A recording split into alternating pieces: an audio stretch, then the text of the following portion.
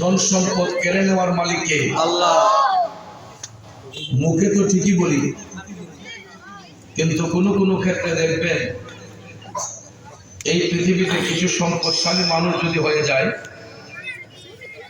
আত্ম অহংকার চলে আসে, ফখরিয়তের বসে কেউ কেউ বলে আমি 60টা বাড়ির মালিক, আমি 5খানি জায়গার মালিক, আমি 5টা বাড়ির মালিক, 60টা গাড়ির মালিক। এরকম কিছু লোক আছে না নাই? আপনারা বলুন, আসল মালিক আমরা নাকি আল্লাহ? আল্লাহ। আসল মালিক কে? আল্লাহ। আসল মালিক আল্লাহ। এই জন্য সূরা আল ইমরানে আল্লাহ পাক স্পষ্ট করে বলেছেন, কুলিল্লাহুম্মা মালিকাল মুলকি তুতিল মুলকা মান তাশা ওয়া তানজিহুল মুলকা মিম্মান তাশা। আল্লাহ বলেন, ওগো হাবিব, আপনি জগৎবাসীকে জানাইয়া দেন সমস্ত রাজ্যের মালিক একমাত্র আমি আল্লাহ।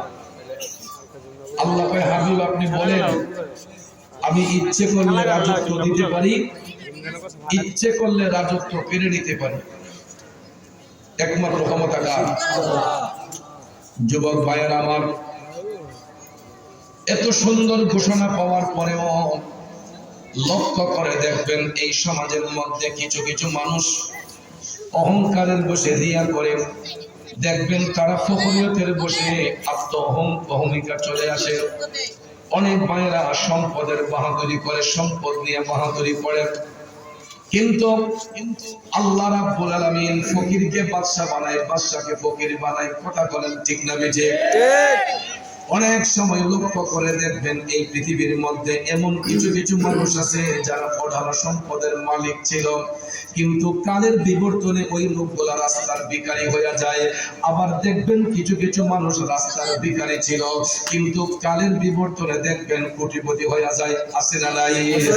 আমরা যদিও মুখে মুখে বলি অমুকের কিছু ছিল না, অমুকের ছিল আজকে নাই, আমরা যতই বলি না কেন এগুলা আমার আপনার মুখের কথা নয়, এইগুলা হচ্ছে কোরআনের কথা। আল্লাহ রাব্বুল আলামিন সম্পদ দিতেও পারেন, সম্পদ নিতেও পারেন। কথা বলেন ঠিক কিনা? আবার সম্পদ পাইয়া কিছু কিছু মানুষের মধ্যে অহংকার চলে আসে, এই জন্য অহংকারীকে আল্লাহ পছন্দ করে না।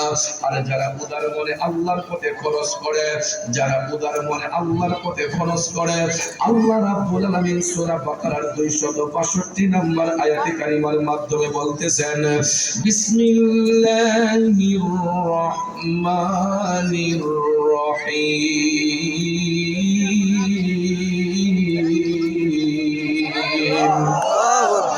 الذين ينفقون أموالهم في سبيل الله ثم لا يتبعون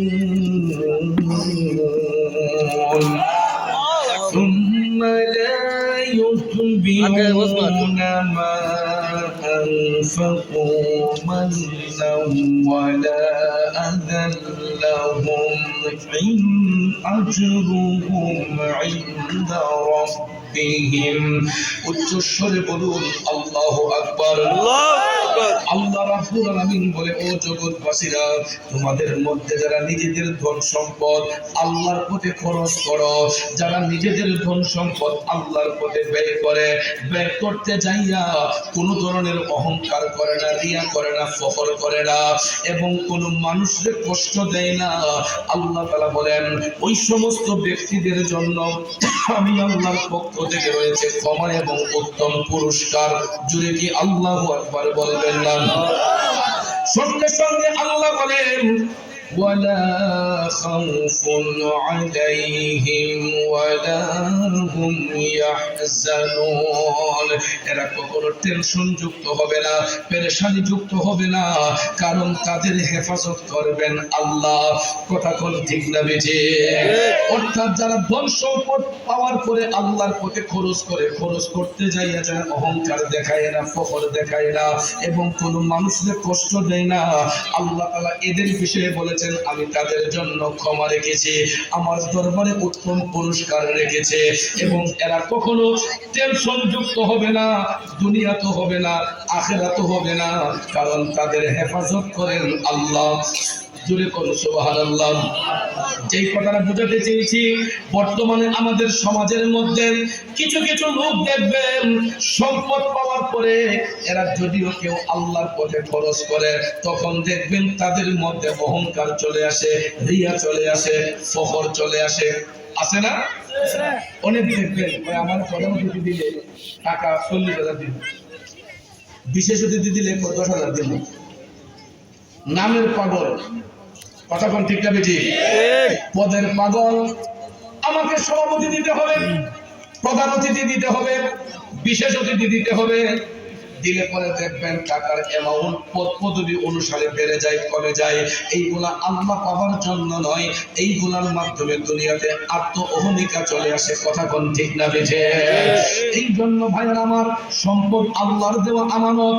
সম্পদ নিয়ে কখনো বড়াই করতে নাই, সম্পদ নিয়ে কখনো ফখর করতে নাই, কারণ সম্পদ নিয়ে যদি ফখর করা যাইতো পৃথিবীর মধ্যে সবচাইতে বেশি ফখর দেখাতে পারতেন আমার নবীর প্রিয় সাহাবী হযরতে উসমান যুন্নুরাইন রাদিয়াল্লাহু তাআলা আনহু। আওয়াজ করে বলুন ঠিক না বেঠে? এত পরিমাণ সম্পদ আল্লাহ রাব্বুল আলামিন হযরতে উসমান রাদিয়াল্লাহু তাআলা আনহুকে দিয়েছিলেন। তিনি যদি ইচ্ছে করতেন অর্ধেকটা মদিনা শরীফ কিনে ফেলতে পারতেন, পারতেন কিনা? এত পরিমাণ সম্পদ আল্লাহ হযরতে উসমান রাদিয়াল্লাহু তাআলা আনহুকে দিয়েছিলেন। তিনি ইচ্ছে করলে অর্ধেকটা মদিনা শরীফ কিনে ফেলতে পারতেন, কিন্তু এত সম্পদ থাকার পরেও, এত সম্পদ থাকার পরেও হযরতে উসমান রাদিয়াল্লাহু তাআলা আনহু আমার নবীর কদম মোবারকে পড়ে থাকতেন। জোরে জোরে কন্যা সুবহানাল্লাহ।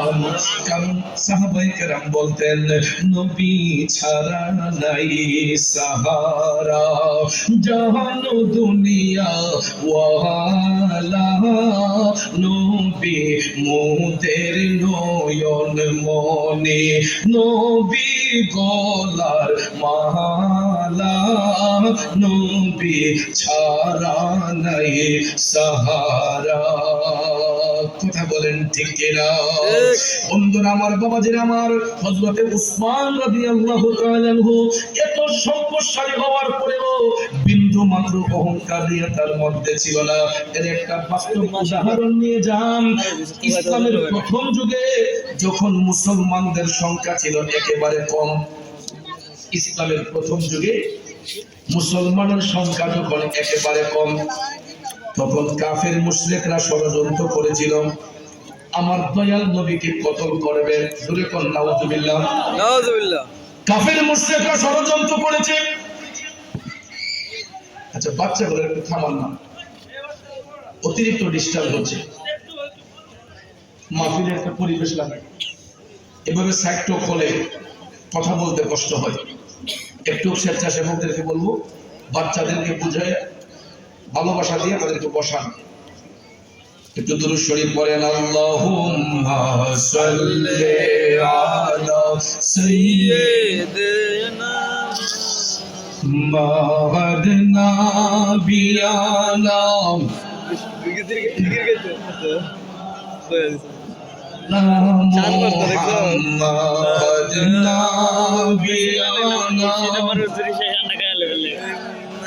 মাওলানা মুহাম্মদ নাবিয়ানা শাফিয়ানা মাওলানা মুহাম্মদ। আমার বাবাজিরা, বন্ধুরা, ইসলামের প্রথম যুগে মুসলমানদের সংখ্যা একেবারে কম।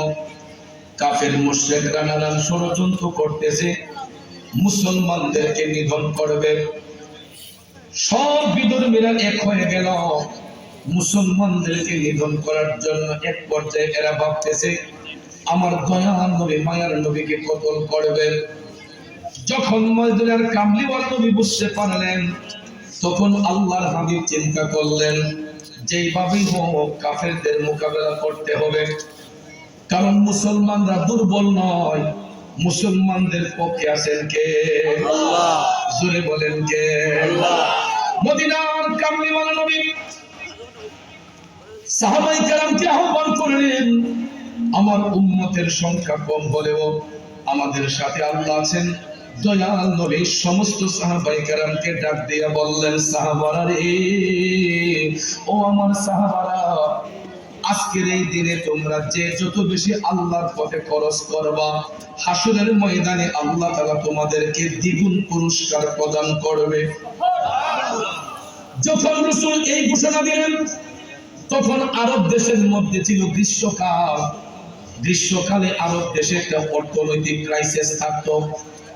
এটা শুধু আরব দেশে নয়, সব দেশেই, পৃথিবীর যে কোনো দেশেই দেখবেন আমাদের মধ্যেও অনেক সময় অর্থনৈতিক ক্রাইসিস পড়ে না? যখন জমিনের দাম থাকে, ফসল থাকে, অনেক সময় দেখবেন কৃষকদের হাত খালি হয়ে যায়।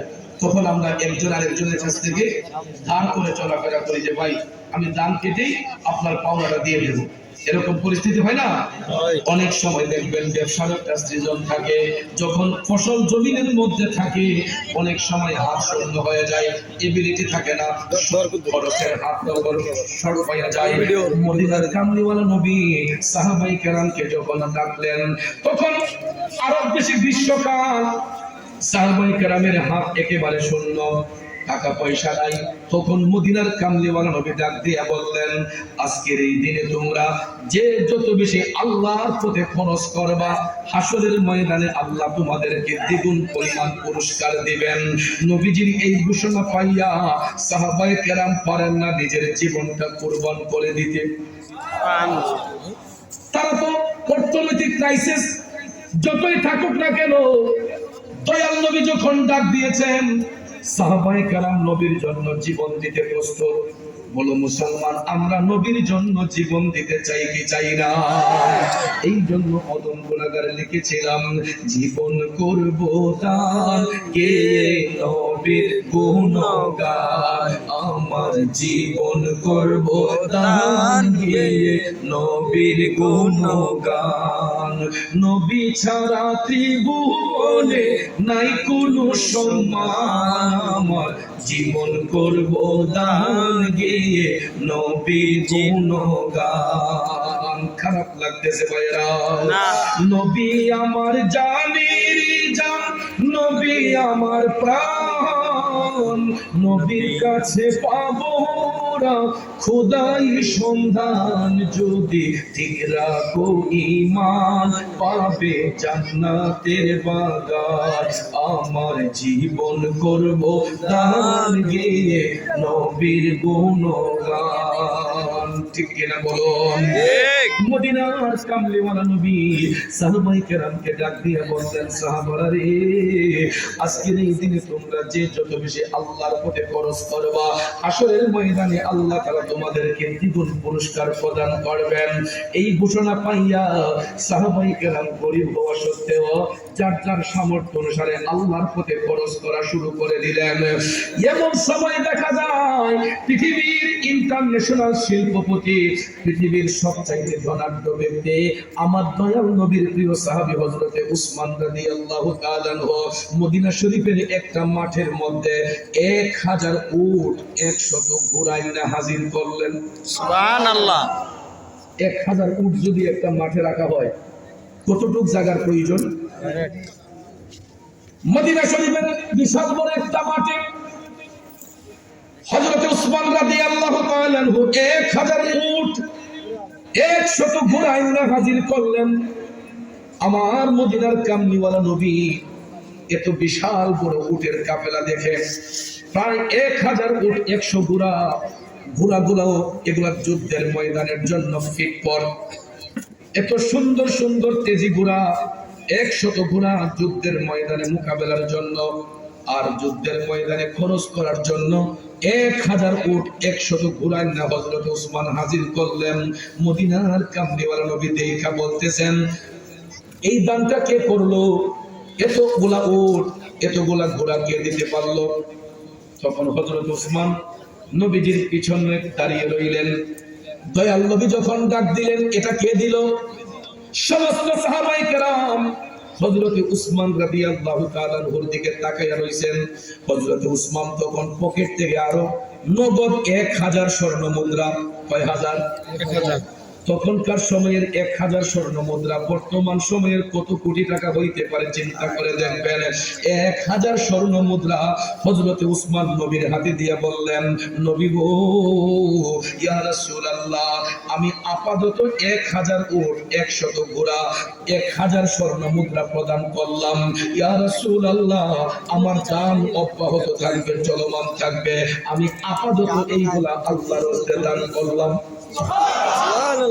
দয়াল নবী ডাক দিয়া কয়, উসমান, ও আমার উসমান, তুমি তো জ্ঞানী হয়ে গেছো। বন্ধুরা আমার, দয়াল নবী হযরত উসমানকে এই তখন জ্ঞানী উপাধি দিয়েছিলেন। এই দানটা যখন করেছিলেন তখন ইসলামের পক্ষে যে যুদ্ধটা হয়েছিল, এই যুদ্ধের নাম হচ্ছে মুতার যুদ্ধ। কিসের যুদ্ধ? মুতার যুদ্ধ। মুতার যুদ্ধে হযরত উসমানকে জ্ঞানী উপাধি দেওয়া হয়েছিল। জ্ঞানী শব্দের অর্থ হচ্ছে ধনবান ব্যক্তি। কি ব্যক্তি? সম্পদশালী ব্যক্তি, ধনবান ব্যক্তি। তো আমাদেরকে যদি এরকম উপাধি দেওয়া হতো, আমাদের আত্ম অহংকার বাড়তো না কমতো? কিন্তু হযরত উসমান, যখন রাসূল বললেন, উসমান তুমি তো জ্ঞানী হয়ে গেছো, তখন তিনি টপ টপ করে চোখের পানি ছেড়ে কান্না শুরু করে দিলেন। কারণ মুহাম্মদ মুস্তাফা নবী সাল্লাল্লাহু আলাইহি, তিনি বাদশাহ, বাদশাহ কামলিওয়ালা, তিনি বাদশাহ, বাদশাহ মদিনাওয়ালা।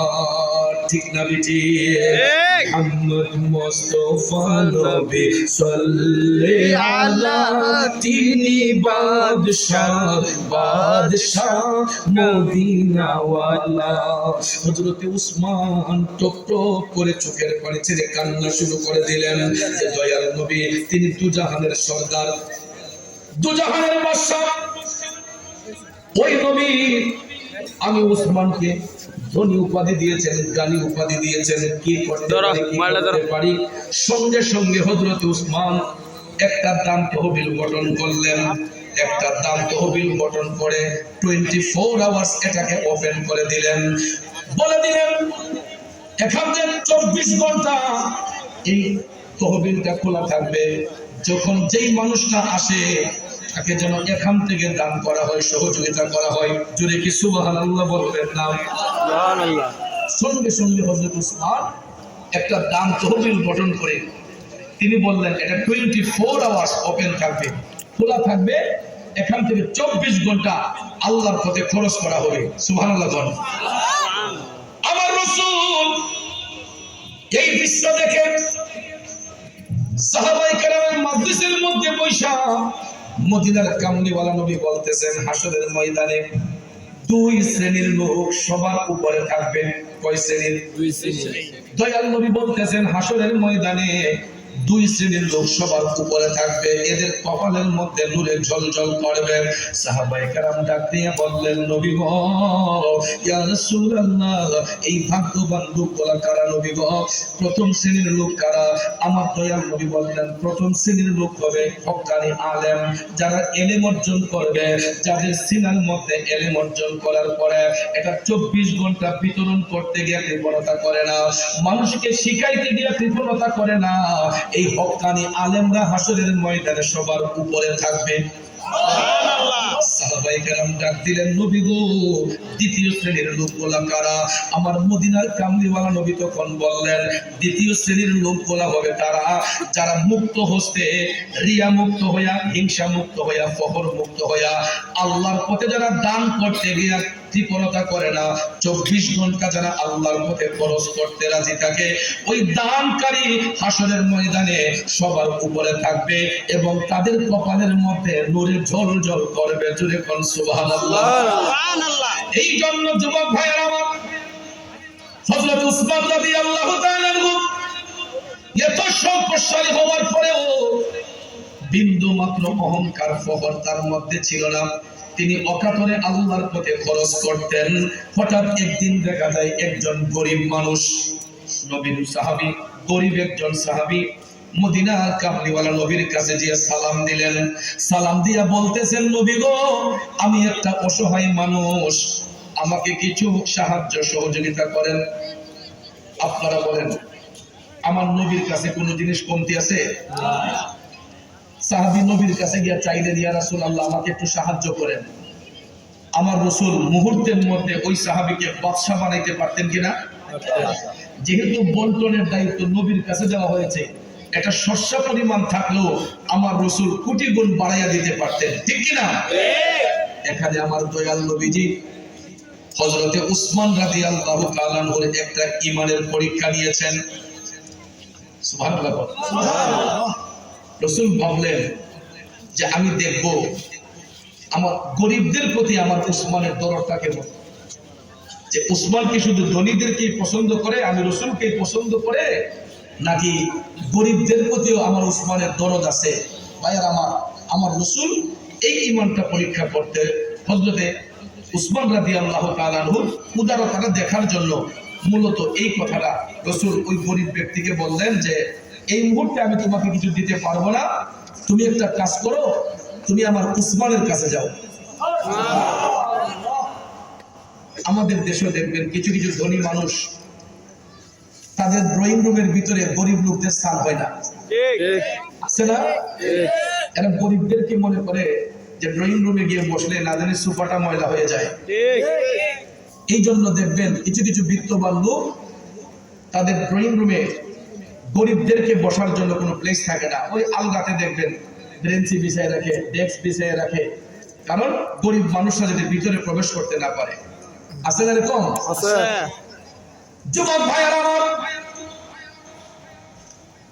সত্যিকারের মুমিন ব্যক্তি যারা হয়, মুমিন ব্যক্তিদের অন্তরে কোনো অহংকার থাকে না, মুমিন ব্যক্তিদের অন্তরের মধ্যে কোনো ফখর থাকে না। কারণ ধনী হোক গরিব হোক, মানুষ যদি মানুষের দরদ না থাকে, মানুষ যদি মানুষের প্রতি উদারতা না থাকে, কোটি টাকার মালিক হলো যেই কোনো মুহূর্তে ওই লোকটা রাস্তার ভিখারি হইতে পারে কি পারে না? এই জন্য কবি বলেছেন, মন ভাঙ্গে না মসজিদে ভাঙ্গে, ভাঙ্গে আমার আল্লাহর ঘর, ভাঙ্গে আমার আল্লাহর ঘর, মন মন্দিরে আল্লাহর বাড়ি, ব্যথা দিস না তার ভিতর। ঠিক না বেঠে? মানুষের দিলের মধ্যে আঘাত দিলে ওই বান্দা যতক্ষণ ক্ষমা না দেয়, আল্লাহ তাআলাও ক্ষমা দেয় না। এই জন্য বাজানো মুমিন ব্যক্তি যারা হয়, এরা কখনো কেউ কাউকে কষ্ট দিতে পারে না। এই গরিব সাহাবী আমার নবীর কাছে গিয়ে যখন সাহায্যের আবেদন করলেন, রাসূল বললেন, উম্মত, এই মুহূর্তে আমি তোমাকে কিছু দিতে পারছি না, তুমি একটা কাজ করো, তুমি আমার উসমানের কাছে চলে যাও।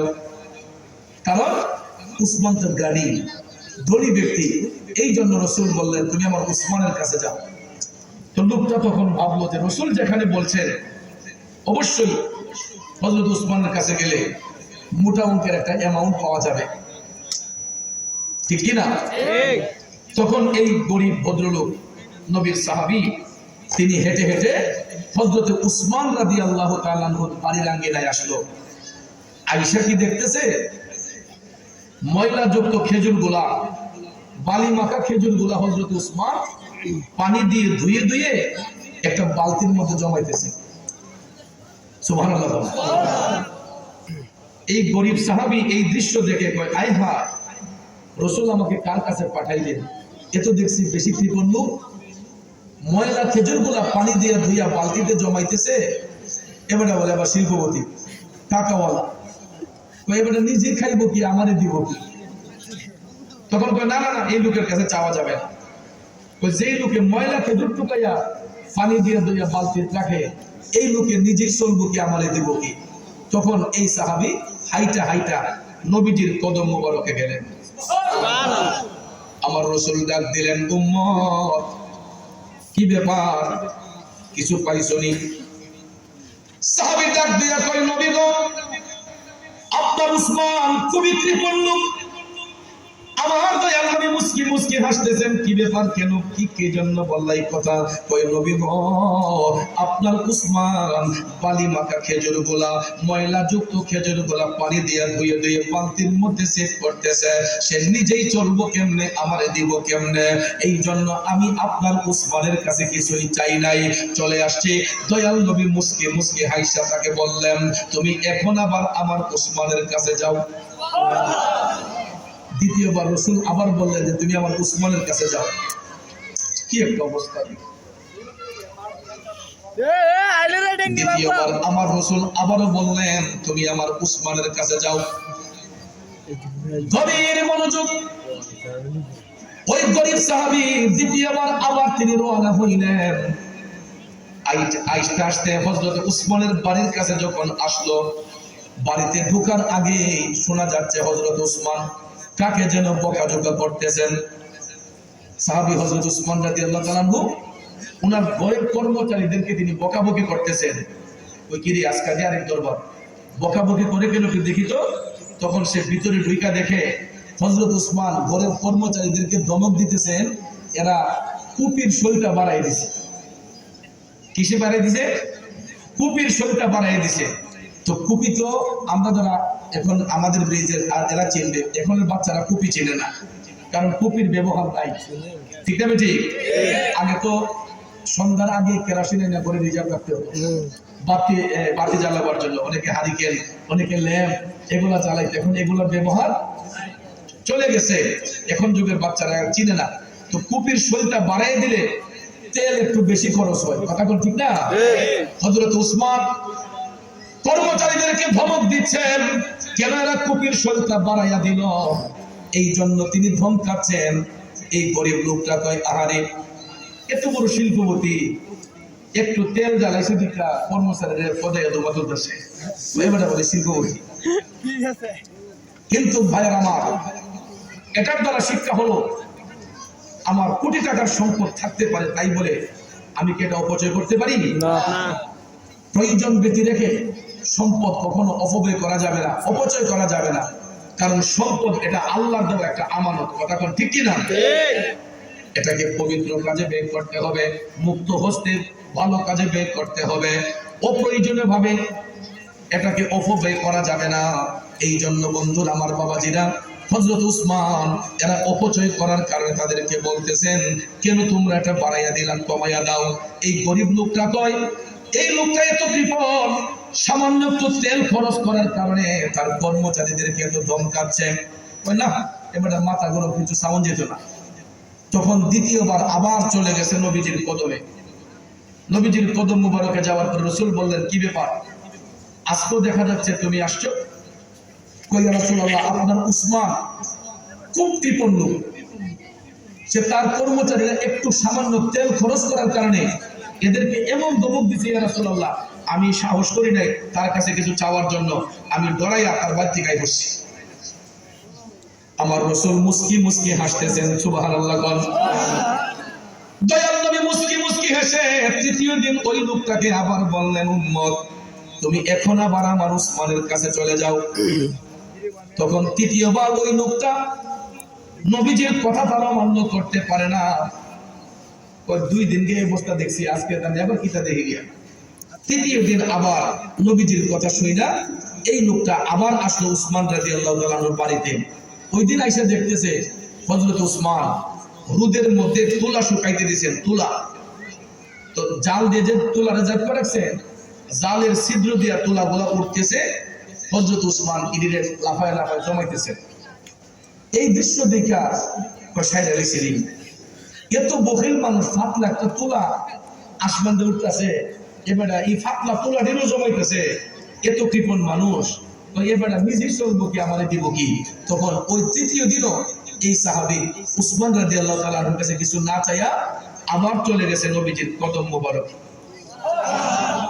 একে একে 3 দিন আসলো, 3বারই ফিরে গেল নবীজির কদমে। রাসূল ডাক দিলেন, কি ব্যাপার? সাহাবী ডাক দিয়া কয়, নবী গো, আপনার উসমানের কাছে কিছুই নাই, আমি আজকেও গিয়ে দেখি পাতলা একটা তুলা রোদের মধ্যে শুকাইতে দিছে, তুলাগুলা বাতাসে উঠতেছে, আপনার উসমান সিং তুলাগুলা জমাইতেছে, সে নিজেই চলবো কি আমারে দিব কি? ইয়া রাসূলুল্লাহ, আমি আপনার উসমানের কাছে এই জন্য কিছু চাই নাই। তখন দয়াল নবী ডাক দিলেন, উম্মত, তুমি যে 3 দিন আমার উসমানের কাছে গেলাম, 3 দিনের ভিতরে একবারও কি আমার উসমানের সাথে সালাম বিনিময় করছো? তখন আটকে গেছে, ইয়া রাসূলুল্লাহ, আমি তো সালাম দেই নাই, কথাই বলি নাই। তখন আমার রাসূল বললেন, তাহলে তো তুমি মহা অন্যায় করছো। মুসলমান পরস্পর সাক্ষাৎ হলেই তো আগে সালাম বিনিময় করতে হয়, ঠিক না বেঠিক? হোক সে চেনা অচেনা, হোক সে চেনা অচেনা, মুসলমানদের রীতি হলো পরস্পর মুসলমান যখন সাক্ষাৎ হবে, আপনার অচেনা হলেও আপনি মুসলিম হিসেবে তাকে সালাম দিতে হবে, কথা কোন ঠিক কিনা?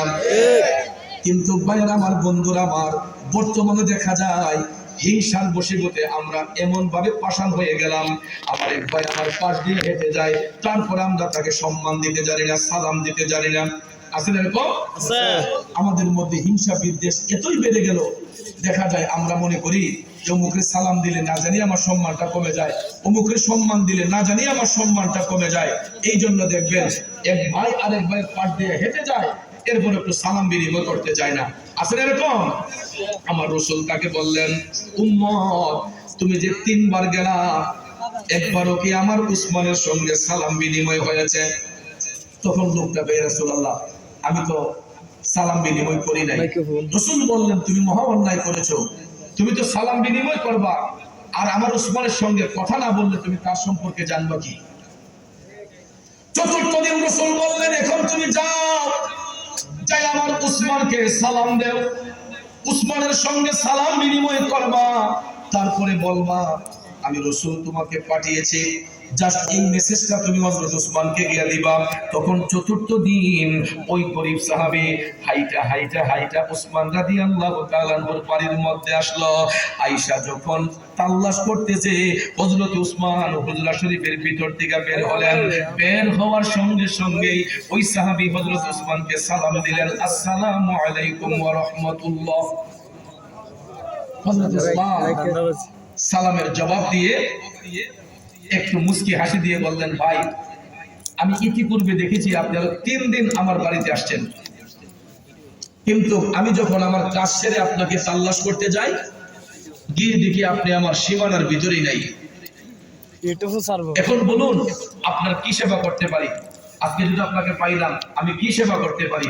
তখন ওই সাহাবী ডাক দেয়া কয়, উসমান, আমাকে দয়াল নবী আপনার কাছে পাঠিয়েছেন, আমি একজন গরিব মানুষ, আমার চলতে বড় কষ্ট হয়, আমাকে কিছু সাহায্যের জন্য আমি নবীজির কাছে গিয়েছিলাম, রাসূল বলেছেন আপনি নাকি জ্ঞানী, এই জন্য দয়াল নবী আপনার কাছে আমারে পাঠাইছেন। এই কথা শোনার সঙ্গে সঙ্গে হযরত উসমান টপ টপ করে চোখের পানি ছেড়ে কান্না করে দিলেন, যে দুজাহানের বাদশা নবী, যেই নবীর কাছে আমার আল্লাহ বন্টনের দায়িত্ব দিয়েছে, ওই নবী হযরত উসমানের কাছে লোকটারে পাঠাইলেন। হযরত উসমান চিন্তা করলেন, তারে আমি কি দিয়া খুশি করতে পারি? দয়াল নবীর পক্ষ থেকে আসলো, আমি তারে কি দিয়া খুশি করব, কি দিয়া খুশি করব, ভাবতে ভাবতে ভাবতে হঠাৎ করে হযরত উসমান দেখতেছেন অনেক দূরে একটা সরু রেখার মতো দেখা যায়, একটা কাফেলা যেন আসতেছে। অনেকক্ষণ তিনি তাকাইয়া দেখতেছে, বিশাল বড় একটা উটের কাফেলা। দৃষ্টিপাত করে হযরত উসমান দেখলেন যে সবগুলা উট ওনার নিজের উট, এগুলা বাণিজ্য করতে গেছিল সিরিয়ার মধ্যে, তো এরা বাণিজ্য শেষ করে পিঠের মধ্যে মালামাল নিয়ে উটগুলা আসতেছে।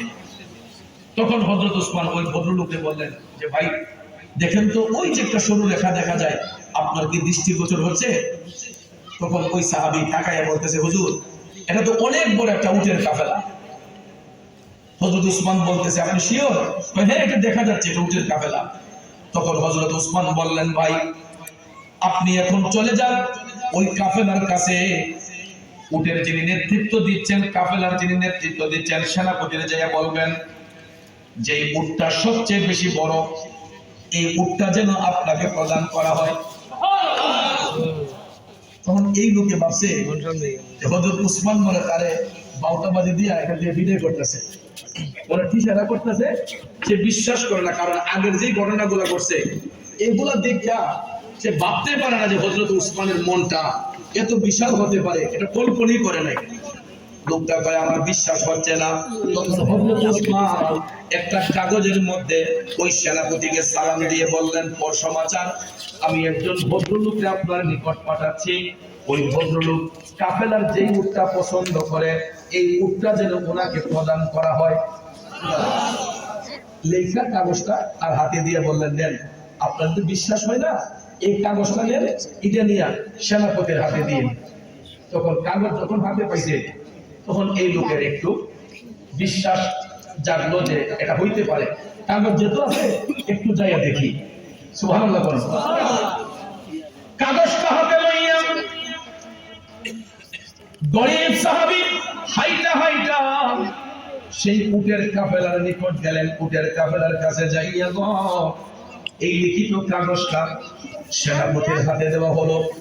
সেনাপতি কাগজটা হাতে পাইয়া যখন দেখতেছে হযরত উসমান রাদিয়াল্লাহু তাআলা আনহুর হাতের লেখা, তখন সেনাপতি বলতেছে, হুজুর আপনি পছন্দ করেন কোন উটটা আপনার পছন্দ হয় আপনি দেখেন, এখানে অনেকগুলা উট আছে, শত শত উট। তখন এই ভদ্রলোক গরীব সাহাবী উনি একটা একটা উট দেখতেছেন, দেখার পরে পিছনের কোন উট তার পছন্দ হয় না। দেখতে দেখতে দেখতে এমন একটা উট পছন্দ হয়েছে যেই উটটা একদম সামনে। সুবহানাল্লাহ বললাম। যেই উটটা একেবারে সামনে এটা পছন্দ হয়েছে। তখন সেনাপতি বলতেছে, কয় আমার উট পছন্দ হয়েছে কোনটা? তো ওই যে সামনের যেটা, এটা লাইন থেকে সরা। এই কথা বলতে সেনাপতি লজ্জায় পড়ে গেছে। ওই ভাই, এটা আমার দিতে কোনো আপত্তি নাই, কিন্তু আপনি তো এমনটা পছন্দ করছেন, সামন্তিটা যদি এটাতে সরানো হয় তাহলে পিছনের যত উট আছে সবগুলা ইটার অনুসরণ করে ইটার পিছনে নেব। সুবহানাল্লাহ।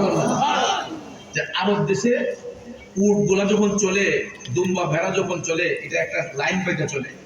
এখন পর্যন্ত দেখবেন বিভিন্ন সিরিয়ালের মধ্যে উটের কাফেলা দেখলে দেখবেন এরা পাল বাইতে হাঁটে না, লাইন ধরে হাঁটে, একটার পিছে একটা, একটার পিছে একটা। ঠিক না ঠিক? সামনেটা যেদিকে যায় পিছনের গুলা এদিকে যায়। এখন ভদ্রলোক এমন একটা পছন্দ করলেন যেটা একবারে সামনে, এটা যদি লাইন থেকে সরানো হয় পিছনের গুলা ইটার পিছনে অনুসরণ করে চলে যাবে। সেনাপতি লজ্জায় পড়ে গেছেন। কয় আচ্ছা ঠিক আছে, উসমানের বাড়িতে একটু কাছে, আসেন আমরা সেখানে যাই, গেলে পরে উনি যদি এটা দিয়ে দেয় আমার তো কোনো আপত্তি নাই। এখন সাহাবী বলতেছে, কেন? উনি না আমাকে বললেন যে যেটা আমার পছন্দ হয় এটাই যেন আমি নিয়ে নেই, দিবেন না কেন? তখন সেনাপতি বলতেছে, ঠিক আছে আপনি একটু অপেক্ষা করেন, আমি একজন বার্তাবাহক উসমানের বাড়িতে পাঠাচ্ছি, উনি যদি বার্তাবাহককে বলে দেন এটা দেওয়ার জন্য আমার দিতে কোনো আপত্তি নাই। তো ঠিক আছে পাঠান। এরা অপেক্ষা করতেছে উট নিয়ে। বার্তাবাহক চলে গেলেন হযরত উসমান রাদিয়াল্লাহু তাআলা আনহুর বাড়ির মধ্যে। হুজুর আপনি এমন একজন লোক পাঠাইলেন যেই লোকটা এমন উট পছন্দ করছে, যে উটটা একবারে সামনের সারিতে, একদম সামনের সারির যেই উট, এই উটটা ভদ্রলোক পছন্দ করছে। হুজুর এখন এটা যদি লাইন থেকে সরানো হয় পিছনের বাকি উটগুলা এটার পিছনে অনুসরণ করে চলে যাবে। হযরত উসমান এটা শোনার পরে সঙ্গে সঙ্গে বার্তাবাহককে বলতেছেন, বার্তাবাহক তাড়াতাড়ি যাও, তাড়াতাড়ি যাইয়া তুমি সেনাপতিরে বলো ভদ্রলোক যদি সামনের উটটা পছন্দ করে থাকে আর পিছনের উটগুলা যদি লাইন থেকে সরানোর পরে ইদারে অনুসরণ করে চলে যায়, সেনাপতিরে যাইয়া বলো আমার আল্লাহ একটা উটের মালিকানা আমার জিম্মায় রাখে নাই, তুমি তাড়াতাড়ি যাও। সেনাপতিকে যাইয়া বলো ওই ভদ্রলোক যদি সামনের সারির উটটা পছন্দ করে থাকে আর বাকিগুলা যদি এটারে অনুসরণ করে, সবগুলা উট যেন ওই ভদ্রলোকের জিম্মায় প্রদান করা হয়। আর জুড়ে জুড়ে কন্যা সুবহানাল্লাহ। এই জন্য আশেক প্রেমিক কয় দুজাহানে কি যে হবে মোদের পরিচয়, প্রিয় নবীর গোলাম ছাড়া অন্য কিছু নয়, প্রিয় নবীর গোলাম ছাড়া অন্য কিছু নয়, দুজাহানে কি যে হবে মোদের পরিচয়, প্রিয় নবীর গোলাম ছাড়া অন্য কিছু নয়। হয়, ঠিক কিনা বলো? বন্ধু, আমরা তো দুনিয়াদারি নিয়ে ব্যস্ত। সাহাবায়ে কেরাম তারা দুনিয়াদারি নিয়ে ব্যস্ত থাকতেন না। দুনিয়ার টাকা পয়সা, দুনিয়ার ধন দৌলত, দুনিয়ার সম্পদ তাদের কাছে তুচ্ছ ছিল। আল্লাহ নবীর ভালোবাসা সাহাবায়ে কেরামের কাছে শ্রেষ্ঠ ছিল। কথা কোন ঠিক কিনা? তো ভাইবা দেখেন, এত বড় মনের অধিকারী ছিলেন হযরত উসমান। শত শত উট, কিন্তু সামনের উটটা ওই গরিব সাহাবী পছন্দ করার কারণে তিনি বললেন, বাকিগুলা যদি ইদার পিছনে চলে যায় আমার কোনো আফসোস নাই, সবগুলা উট যেন ওনাকে প্রদান করা হয়। তিনি সবগুলা উটের মালিকানা ওই গরিব সাহাবীকে প্রদান করে দিলেন, বুঝাইয়া দিলেন। চিৎকার মেরে কি সুবহানাল্লাহ বলবেন না? আর অথচ আমাদের দেশে দেখবেন কিছু কিছু ধনাঢ্য ব্যক্তি আছেন যাদেরকে আল্লাহ এবিলিটি দিয়েছেন, সামর্থ্য দিয়েছেন। এই যে শীত মৌসুম আসছে, দেখবেন এরা শীত বস্ত্র বিতরণের জন্য কয়েকটা কম্বল আইনা মানুষদের দাঁড় করাইয়া ছবি তুললে ফেসবুকে, এরপরে আরো আলগা থেকে দুই একজনে বলে মানবতার ফেরিওয়ালা। ঠিক আছে ঠিক? রমজান মাস আসতেছে সামনে, দেখবেন দোকানে গিয়ে কয় আমারে 500 পিস জাকাতের কাপড় দাও, আমারে 1000 পিস জাকাতের কাপড় দাও। আচ্ছা বলেন তো, জাকাতের কি কোন নির্দিষ্ট কাপড় আছে? কত বড় জাহেল মানুষ, চিন্তা করে দেখেন, কাপড়ের নাম দিয়ে দিছি এটা বলে জাকাতের কাপড়। এটা কখনো করতে নাই, কারণ মানুষের মনে আঘাত দিতে নাই। আপনি বলতে পারেন যে ভাই আমাকে লো রেটের কিছু কাপড় দেন, কম রেটের কিছু কাপড় দেন, বা মিডিয়াম রেটের কাপড় দেন, হাই রেটের কাপড় দেন, কিন্তু আমরা গিয়ে যে নাম ফালাই দিলাম এটা জাকাতের কাপড়, এটার দ্বারা কিন্তু গরিবদের মনে কষ্ট হয়। কারণ ধনবান ব্যক্তিদের সম্পদের মধ্যে গরিবদের সম্পদ মিশ্রিত। আপনার জাকাত আপনি তাকে বুঝাইয়া দিবেন, এখানে কোনো আনুষ্ঠানিকতার প্রয়োজন নাই। জাকাতের সম্পদ আপনি নীরবে গিয়া গরিবদের বাড়িতে পৌঁছাই দিবেন। আপনি আনুষ্ঠানিকতা করে দিবেন কেন? তার যার যার বাড়িতে নিয়ে আপনি পৌঁছাই দিবেন, তাকে সম্মান দিয়া। আজকে হয়তো সে জাকাত খাবে, আগামী দিন সে জাকাত দিবে। এরকম পরিস্থিতি হতে পারে কিনা? আজকে হয়তো ওই ভদ্রলোক জাকাত খাওয়ার উপযুক্ত, আগামী দিন ওই ব্যক্তি জাকাত দেওয়ার সামর্থ্য আল্লাহ দিতে পারে। আমার বাস্তব অভিজ্ঞতা থেকে আমি দেখেছি, এই সমাজের মধ্যে, আমি আমার এলাকার মধ্যে দেখেছি যে এই লোকগুলা জাকাতের টাকা খাওয়ার জন্য আগে ভাগে বলে রাখতো, আমাকে দিয়েন, আমাকে ফেতরার টাকা দিয়েন। আমি নিজের চোখে দেখেছি এই ছেলেগুলা এখন তারা 2 হাত ভরে তারা জাকাত প্রদান করে। তাইলে চিন্তা করে দেখেন, আমার আল্লাহ ফকিরদের বাদশা বানাইতে পারে, বাদশারে ফকির বানাইতে পারে। কথা কোন ঠিক না বেঠে? এই জন্য আশেক কয়, প্রেমিক কয়, ইমানের পথে অবিচল থেকে আমার মরণ যেন হয়। ইমানের পথে অবিচল থেকে আমার মরণ যেন হয়। পালানো ইমানি জিন্দেগি কাটান, ইমানি জিন্দেগি অতিবাহিত করেন। দেখবেন টাকা পয়সা ধন দৌলত এগুলা দুনিয়ার জন্য, আখিরাতে এইগুলা আমার আপনার কোনো কাজে আসবে না। খোদাই না করুক আমি মুরাদ চৌধুরী এখন যদি এখানে মারা যায়, আমাকে যে কত যত্ন কইরা এত সুন্দর একটা চেয়ারের মধ্যে আপনারা বসাইছেন, খোদাই না করুক স্টেজের মধ্যে বসা অবস্থায় আমার মরণ হতে পারে কি পারে না? কারণ আজরাইল আসিয়া প্রাণ করিব হরণ। ভাই গো, আজরাইল আসিয়া প্রাণ করিব হরণ। নিজ গুণে সাহেব আল্লাহ করবা নিবারণ। আমার উপায় কি তখন, আমার আল্লাহ নিরঞ্জন। না জানি কি হালে আমার হইব মরণ। ঠিক না বেটি? মৃত্যু যে কি জিনিস। এই যে ডেকোরেশনের কাপড় দিয়ে আমরা সামিয়ানা দিছে, গত 3 দিন আগে 4 দিন আগে নবীনগর উপজেলায়, ব্রাহ্মণবাড়িয়ার নবীনগর উপজেলা কোনাঘাটা নামক একটা জায়গা আছে। এক ভদ্রলোক ডেকোরেশনের ব্যবসায়ী, তিনি রাতের বেলা প্রোগ্রাম কইরা কাপড়গুলা সুন্দর করে সেভ কইরা দোকানে নিয়ে রাইখা দোকানের মধ্যে সুস্থ শরীর নিয়ে ঘুমাইছে। সকালবেলা কাস্টমার গিয়া দরজা অনেকক্ষণ ডাকাডাকির পরে দরজা ভাঙ্গা যখন, শাটার ভাঙ্গা যখন দোকানের ভিতরে ঢোকা হইছে, দেখা যায় ডেকোরেশনের কাপড়ের উপরে ভদ্রলোক এমন সুন্দর করে জনমের ঘুম ঘুমাইছে, কেউ আর ডাইকা তারে সজাগ করতে পারে না। ঘুমের ঘরে লোকটার মরণ হয়ে গেছে। তাই চিন্তা করে দেখেন, আমরা যতই বাহাদুরি করি না কেন, এই যে আমি মুরাদ চৌধুরী আলোচনা করতেছি, এই চেয়ারে বসে আমার মরণ হতে পারে কি পারে না? খোদাই না করুক মরণটা যদি হয়ে যায়, আপনারা সঙ্গে সঙ্গে আমার ডেড বডিটা আপনার ঘরের বারান্দায় না হলে এই ফ্লোরের মধ্যে আমাকে শুয়াইয়া, চাটি নাই বালিশ নাই, পাটি নাই বালিশ নাই, দেখবেন পাট্টার উপর শুয়াইয়া একটা পাতলা চাদর দিয়ে ধরে রাখবেন। তার আগে দেখবেন আমার গায়ের সেই ভারী ভারী কাপড় গুলা টান দিয়ে খুলে ফেলবেন, এই চাদরটা খুলে ফেলবেন, আমার গায়ের পোশাকটা খুলে ফেললা আপনার আমার একটা পাতলা চাদর দিয়া ঢাইকা রাইকা হবিগঞ্জে খবর দিবেন যে আপনাদের মুরাদ চৌধুরী দুনিয়া থেকে বিদায় হয়েছে, লাশটা এসে রিসিভ করেন। আমার স্বজনরা হাওমাও করে কান্দা কান্দা আশুগঞ্জের মধ্যে আসবে, সোনারামপুরে আসবে আমার লাশ নেওয়ার জন্য। হয়তো একটা গাড়ি চাপ দিয়া আমার লাশটা হবিগঞ্জে নেওয়া হবে। আমি যে এত কোটি টাকা খরচ করে বাড়ি বানাইলাম, আমি যে এত দামি গাড়ি চললাম, তখন দেখবেন আমার স্বজনরা আমার ঘরের বক্স পালঙ্গে নিয়ে আমার আর রাখবে না। আমার ঘরের দামি রুমটার মধ্যে এসি লাগানো রুমটার ভিতরে আমার বডিটা রাখা হবে না। আমার ঘরের আমার নিজের তৈরি করা ঘর, অথচ আমার ডেড বডিটা আমার ঘরের বারান্দার মধ্যে দেখবেন শোয়াইয়া। স্বজনরা পাগল হইয়া যাবে লাশটাকে দাফন করার জন্য।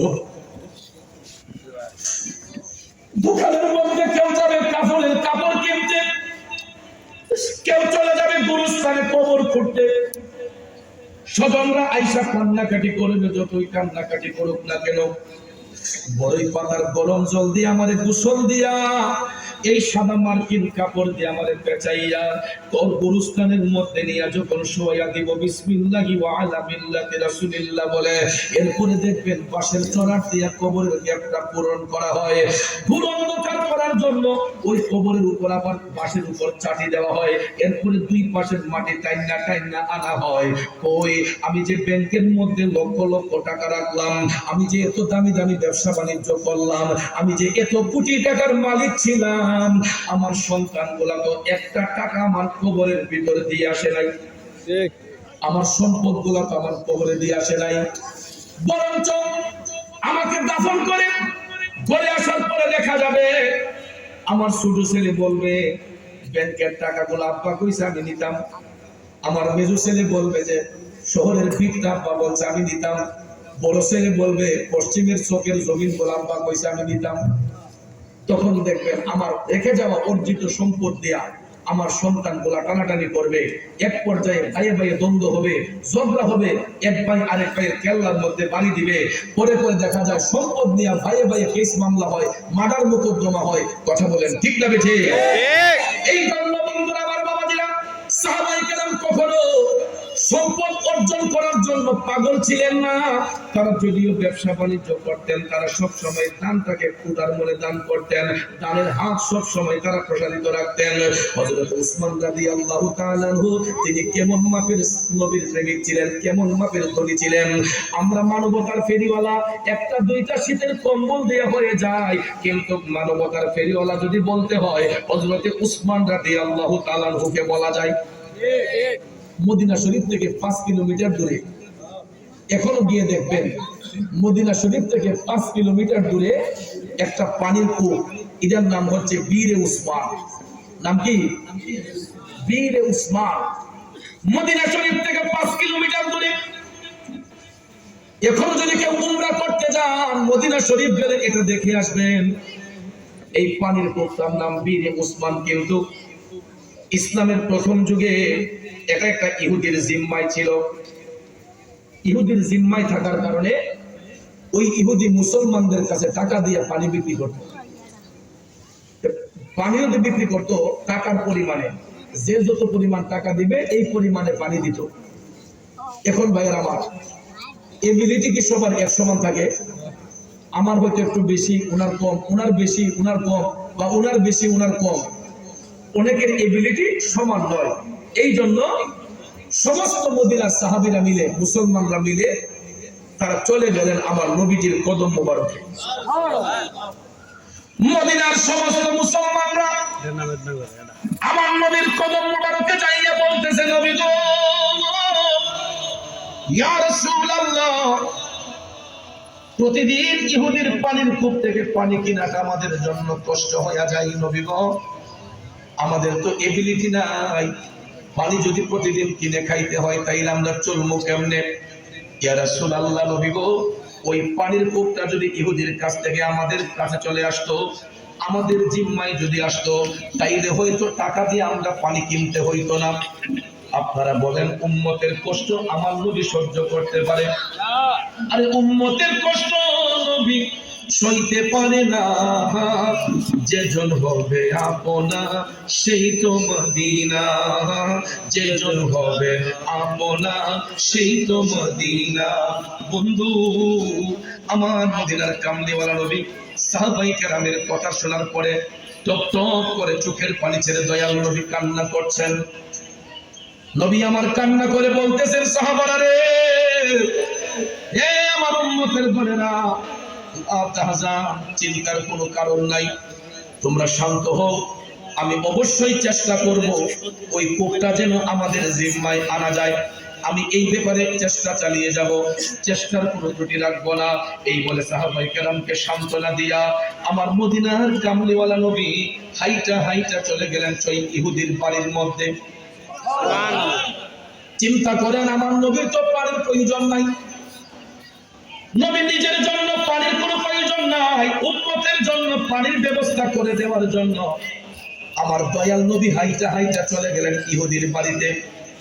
তাকে ডাক দিলেন, ডাক দেওয়ার সঙ্গে সঙ্গে ইহুদি বের হয়ে আসলো। রাসূল ইহুদিকে ডাক দিলেন, ভাই, আমি তোমার এই পানির কূপটা কিনতে এসেছি, কত টাকার বিনিময়ে তুমি পানির কূপটা বিক্রি করবা? ইহুদি কয়, আমি এই পানির কূপ বিক্রি করব না। তখন রাসূল বললেন, আমি জান্নাতের একটা নহরের বিনিময়ে, জান্নাতের একটা ঝর্ণার বিনিময়ে এই পানির কূপটা তোমার কাছে আবদার করছি, তুমি দিয়ে দাও আমাকে। তখনও ইহুদি রাসূলকে বলে যে, না, জান্নাতের নহর আমি কখন পাবো এটার কোনো স্টেশন নাই, কাজে এটার পানি বিক্রি করে আমি চলি, আমার জান্নাতের নহর দরকার নাই, আমারটা আমার থাকুন। নাউজুবিল্লাহ। আচ্ছা চিন্তা করেন, যদি আমার রাসূল ইচ্ছে করতেন মুহূর্তের মধ্যে ওই পানির কূপটা মুসলমানদের দখলে আনা যাইতো কিনা? এখান থেকে রাসূল উম্মতকে একটা শিক্ষা দিলেন, কখনো জুলুম করতে নাই, কারো প্রতি জোর জবরদস্তি করতে নাই। মনে করেন এই গ্লাসটা আমার, আমি যদি খুশি হইয়া যদি ওনাকে বলি যে ভাই এটা নেন, তখন এটা ওনার জন্য নেওয়া যায়, ঠিক না বেঠিক?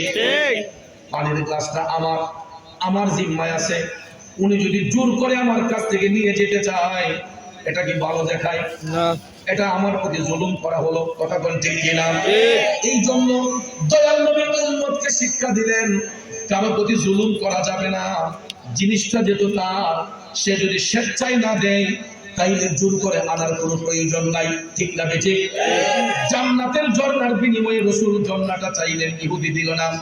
না দেওয়ার ফলে আমার দয়াল নবী অন্তর মোবারকে একটু কষ্ট হয়েছে, উম্মতের জন্য পানির কূপটা আবদার করেছিলেন, ইহুদি দিল না। না দেওয়ার ফলে দয়াল নবী চোখের পানি মোবারক টপ টপ করে ঝরতেছে। আল্লাহর নবী হুজরা শরীফে গেলেন, এমন সময় দেখা যায় হযরত উসমান রাদিয়াল্লাহু তাআলা নবীর কদম মোবারকে, নবীজির চোখের পানি দেখা হযরত উসমান ডাক দিয়ে বললেন, নবী গো, ওগো মদিনার কামলিওয়ালা নবী, ইহুদির বাচ্চা নিশ্চয় আপনার অন্তরে আঘাত দিয়েছে। ইয়া রাসূলুল্লাহ, বলুন ইহুদি আপনারে কি বলছে? আমার রাসূল তখন হযরত উসমানকে বললেন, উসমান, টেনশন করো না, চিন্তা করো না, ইহুদি আমাকে কোনো কাম মন্দ করে নাই, আমি জান্নাতের একটা নহরের বিনিময়ে ওই পানির ঝর্ণাটা তার কাছে আবদার করেছিলাম, কিন্তু সে আমাকে দিতে অস্বীকৃতি জানিয়েছে। এখন তো আমার উম্মতের পানির কষ্ট হবে। সুবহানাল্লাহ বললাম, নবী উম্মতের জন্য চিন্তা করতেছেন। হযরত উসমান রাদিয়াল্লাহু তাআলা আনহু টপ টপ করে চোখের পানি ছাইরা কেঁদে দিয়ে বললেন, নবী গো, আমি যদি ইহুদির কাছ থেকে ওই পানির কূপটা ক্রয় করে নিয়ে আসি, এর বিনিময়ে আমাকে কি জান্নাতের ঝর্ণাটা প্রদান করবেন? আমার নবী মুস্কি মুস্কি হাইসা বললেন, উসমান, যদি এরকম হয় অবশ্যই তোমাকে জান্নাতের নহর প্রদান করা হবে। হযরত উসমান রাদিয়াল্লাহু তাআলা আনহু তখন ডাক দিয়ে কয়, ইয়া রাসূলুল্লাহ, নবী গো, আমার সব সম্পদ যদি বিক্রিও কইরা এই পানির ঝর্ণা যদি কিনতে হয়, আমি যেই কোনো বিনিময়ে, যেই কোনো কিছুর বিনিময়ে, প্রয়োজন হলে আমার সব সম্পদ যদি বিক্রি করতে হয়, আমি সব বিসর্জন দিয়ে হলেও এই পানির কূপ ক্রয় করে আমি আপনার কদমে আইনা হাজির করব। আরো জোরে জোরে কন্যা সুবহানাল্লাহ। দুঃখে আমায় পাগল বলে আমার দুঃখ লাগে না, আমাকে পাগল করেছে আরবের ওই মদিনা। ঠিক না বেজি? লোকে আমায় পাগল বলে আমার দুঃখ লাগে না, আমাকে পাগল করেছে আরবের ওই মদিনা, আমাকে পাগল করেছে আরবের ওই মদিনা। একটা জবান বন্ধ রাখবেন না, চিৎকার করে বলুন আল্লাহু আকবার। আমার সোনারামপুরের বাবাজিরা, ও আশুগঞ্জের নবীর প্রেমিকেরা, হযরত উসমান বললেন, নবী গো, সব সম্পদ যদি বিক্রি করেও এই পানির কূপ কিনতে হয় আমি কিনবো। এই বলিয়া তিনি নবীজির কাছ থেকে বিদায় নিয়ে চলে গেলেন হাইটা হাইটা ইহুদির বাড়ির মধ্যে। হযরত উসমান প্রিপারেশন নিয়েছেন, যদি সব সম্পদ আমার বিক্রি করতে হয় আমি করে দেব, তারপর দয়াল নবীরে খুশি করব। এমন প্রেমিক কয়জন আছে? এমন প্রেমিক কয়জন আছে? হে বন্ধুরা, আমার বাবাজিরা, গান বাজনার অনুষ্ঠান হইলে, নাটকের মঞ্চ সাজাইলে দেখবেন হাজার হাজার টাকা দিয়ে দেয়। ওয়াজ মাহফিল করবে ফুলাফানে গিয়া যদি ব্যবসায়ীরে কয় ভাই ৫,০০০ টাকা লাগবো, তখন দেখবেন ওই ১০০ টাকা নোট বার করে দেয়, কারণ ভালো কাজে দিতে চায় না। আর অসৎ কাজে দান করতে গিয়ে কৃপণতা করে না, আর ভালো কাজে দান করতে গেলে খালি পিছ পারে। আছে না? গভীর মনোযোগ। হযরত উসমান হাইটা হাইটা ইহুদির বাড়ির মধ্যে চলে গেলেন। তারে গিয়া ডাক দিলেন, ইহুদি ভাই একটু বের হয়ে আসো। ইহুদি হুজরা থেকে বের হলো, ইহুদি তার ঘর থেকে বের হলো। হযরত উসমানকে দেখে ইহুদি স্ট্রেঞ্জ হয়ে গেল, অবাক হয়ে গেল। হাই হাই, মদিনার শিল্পপতি আমার বাড়িতে। কারণ হযরত উসমানকে তো সবাই চিনে, উনি বড় ব্যবসায়ী, বিজনেসম্যান এবং মদিনার সবচেয়ে বড় ধনী ব্যক্তি। ইহুদি দেখে অবাক হয়ে গেল যে উসমান, আপনি আমার বাড়িতে? হযরত উসমান বললেন যে আমি একটা প্রস্তাব নিয়ে আসছি। তখন ইহুদি বলতেছে, কি প্রস্তাব? হযরত উসমান বললেন যে আমি তোমার পানির কূপটা ক্রয় করতে আসছি, বলো কত টাকার বিনিময়ে তুমি এটা দিবা। তখন ইহুদি ডাক দিয়া, উসমান, একটু আগে তোমার নেতা আসছিলেন, উনি আমাকে জান্নাতের নহরের বিনিময়ে বলছিলেন এটা দেওয়ার জন্য, আমি ওনাকে এটা দেই নাই, তো তোমার নেতা রই দিছি না, তোমার দেই কেমনে? চিন্তা করেন, হযরত উসমান মদিনার শিল্পপতি, ওনারও অপমান করলো। দুজাহানের বাদশা নবীজি, নবীজিরও সে ইনসাল্ট করেছে। ঠিক না বেঠি?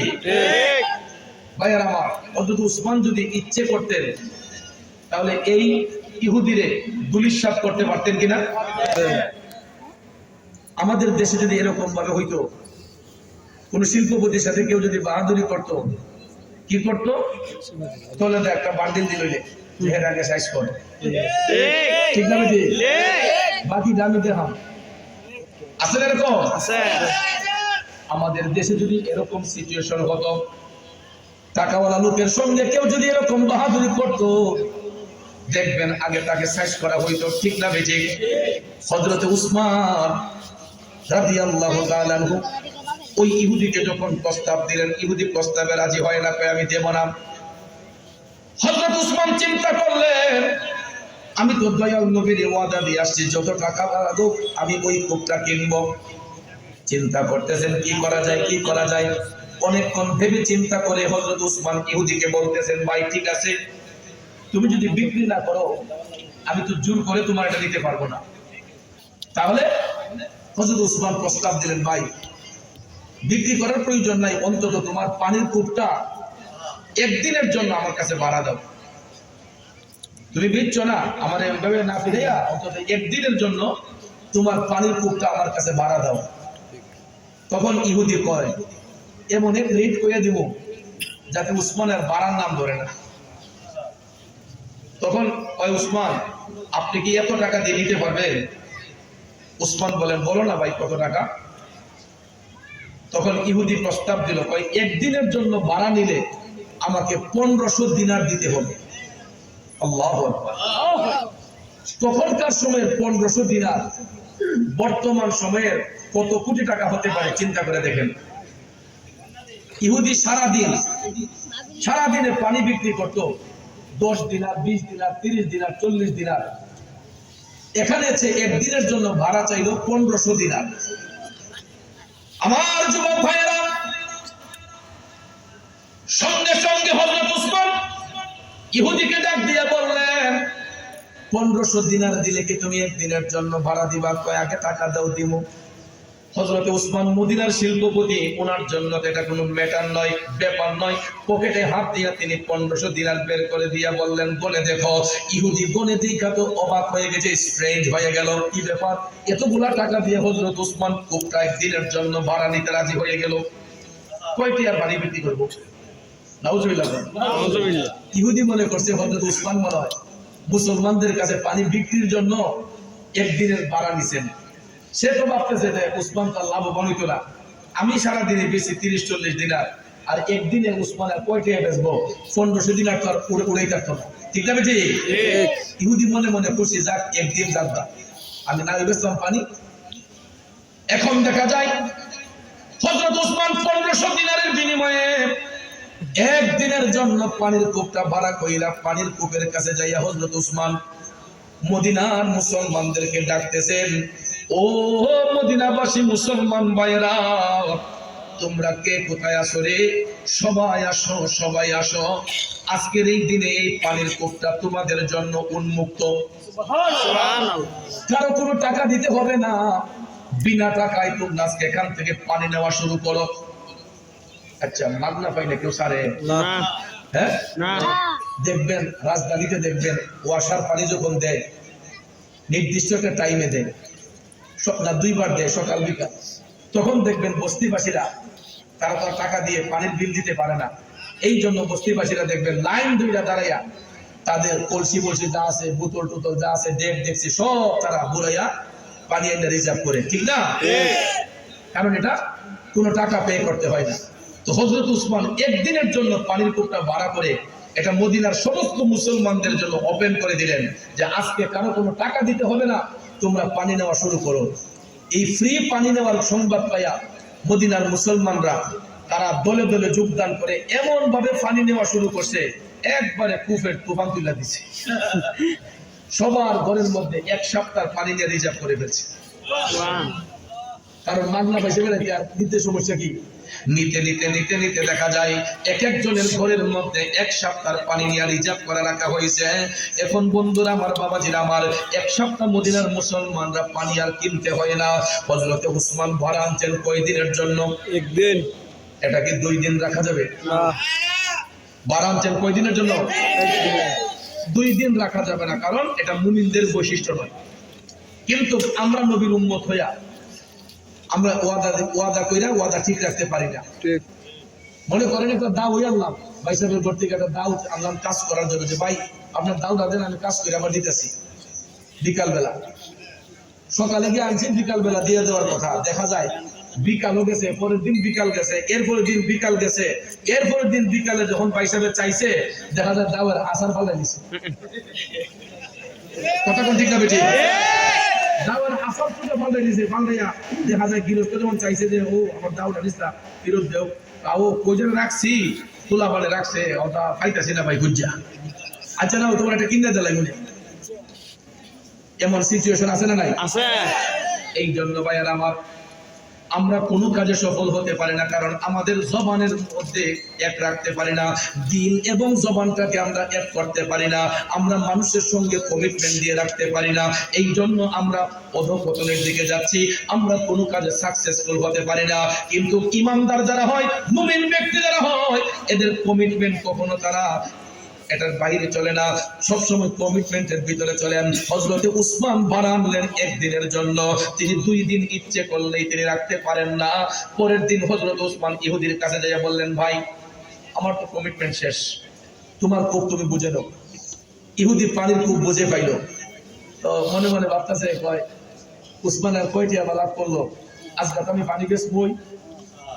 পরের দিন যখন ইহুদি পানির কূপ ফেরত পাই আসে, কূপের পারে বসছে পানি বেচার জন্য, এখন দেখা যায় একজন কাস্টমারও নাই। সারাদিন বসে রইল, একজন কাস্টমারও নাই। কারণ কাস্টমার আসবো কেমনে, তাদের ঘরের মধ্যে 1 সপ্তাহ পানি রিজার্ভ, ঠিক না বেঁচে, একটা কাস্টমারও নাই। ইহুদি সারাদিন বসে, সন্ধ্যা হয়ে গেল, কয় কি ব্যাপার উসমান কি করলো, একটা কাস্টমারও তো আজকে আসতেছে না। কয় ঠিক আছে, আজকে যেহেতু আসে নাই কালকে বেচবো। পরের দিন আবার যখন কূপের পারে বসলো, দ্বিতীয় দিনও দেখা যায় সারাদিন বসার পরে কোনো কাস্টমার নাই। এইরকম ভাবে 1 দিন 2 দিন 3 দিন 4 দিন পার হয়ে গেছে, একজন কাস্টমার নাই। ইহুদি কয় উসমান কি এটা করবো, ঘটনাটা কি, কাস্টমার দেয় না। ওইদিকে ইহুদি টেনশনে পড়ে গেছে, বাহারে আমার তো ব্যবসা বন্ধ হয়ে গেছে। যদি আরেকদিনের লেগে উসমানে বাড়া নিত তাহলে তার উপর আটিয়া ফাইলা বলে। ওইদিকে মদিনার মুসলমানরা 5-6 দিন যখন চলে গেছে, তাদের পানিও কমতেছে, এরা এসে উসমান রাদিয়াল্লাহু তাআলা আনহুর কাছে বলতেছে, হুজুর আপনি তো 20 দিন আমরা একদিনের ব্যবস্থা কইরা, তখন তো আবার 1 সপ্তাহ চলছিলাম, আবার তো আমরা পানির সমস্যা। হযরত উসমান ডাক দিলেন, মদিনার মুসলমান ভাইয়েরা, ও মদিনাবাসীরা, আমি উসমান যতদিন বেঁচে থাকবো আপনাদেরকে আমি পানির কষ্ট করতে দেব না। মানবতার ফেরিওয়ালা কারে কই, দেখো বন্ধু, দ্বিতীয় সপ্তাহে হযরত উসমান আবার ইহুদির বাড়িতে গেলেন, কারণ পানি তো মুসলমানদের শেষ। দ্বিতীয় সপ্তাহে তিনি আবার গেলেন।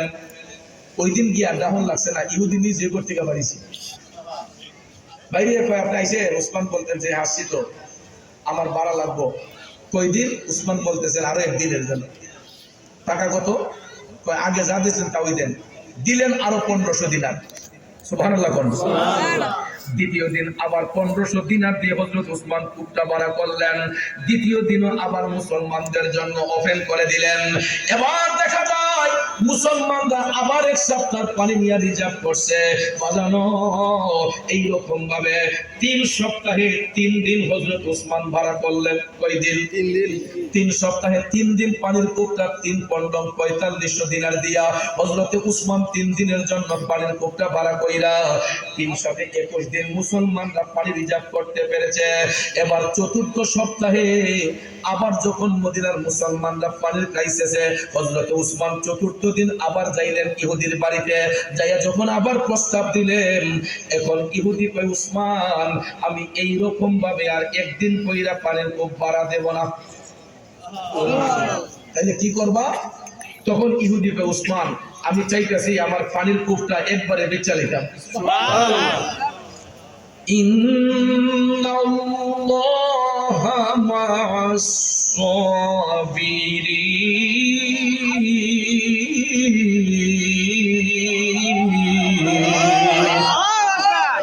ঘোষণাকার আল্লাহ রাব্বুল আলামিন কয় নিশ্চয়ই আমি আল্লাহ সবরকারীর অন্তর্ভুক্ত। এই জন্য বাজার তাড়াহুড়া কইরা কোনো কাজ করা ভালো নয়, উকুর ঝুকুর কইরা কোনো কাজ করা ভালো নয়। আল্লাহ রাব্বুল আলামিন সবরকারীকে পছন্দ করে। হযরতে উসমান চাইলে মুহূর্তের মধ্যে এটা আনতে পারতেন, কিন্তু তিনি এটা করেন নাই। তিনি ধৈর্যের সাথে, বিনয়ের সাথে সপ্তাহে 1 দিন করে ভাড়া কইরা 3 সপ্তাহে ভাড়া করার পরে 4র্থ সপ্তাহে দেখা যায় ইহুদি ক্রাইসিসে পড়ে গেছে। উসমান আমি এই রকম ভাবে আর ভাড়া দেব না, আমি একেবারে আমার পানির কূপটা বিক্রি করে দেব। হযরত উসমান তো এটাই চাইতেছেন, কোন দিন ইহুদি নিজের মুখে বলবে যে আমি এটা বিক্রি করে ফেলবো। কারণ তিনি তো নবীজিরে বলে আসছেন সব সম্পত্তি বিক্রি কইরাও যদি এই পানির কূপ কিনতে হয়, এটা কিনে দয়াল নবীর কদমে হাজির করবেন। এখন দেখা যায় হযরত উসমান ইহুদিকে বললেন ভাই কত টাকার বিনিময়ে বিক্রি করবা? ইহুদি উসমান, যেহেতু আমি এটা একবারে নিদাবি করে দিয়ে দিব, তো আমার তো কিছু টাকা পয়সা না পাইলে চলবো কেমনে? উসমান বললেন, বলো কত টাকা? কয় আমার এককালীন 15,000 দিনার দিলে, 15,000 দিনার দিলে আমি আমার পানির কূপ বিক্রি করে দেব। সঙ্গে সঙ্গে হযরত উসমান পকেট থেকে একটা কাগজ বের করে দিয়ে বললেন, দেও, এখানে লিখিত দাও।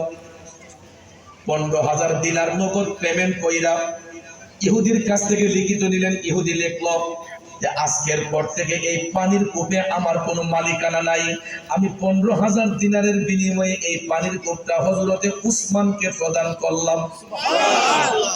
এই বলে যখন লিখিত দিল, হযরত উসমান এই লিখিত কাগজটা নিয়া তিনি হাইটা হাইটা আমার দয়াল নবীর কদম মুবারকে হাজির হয়ে গেলেন।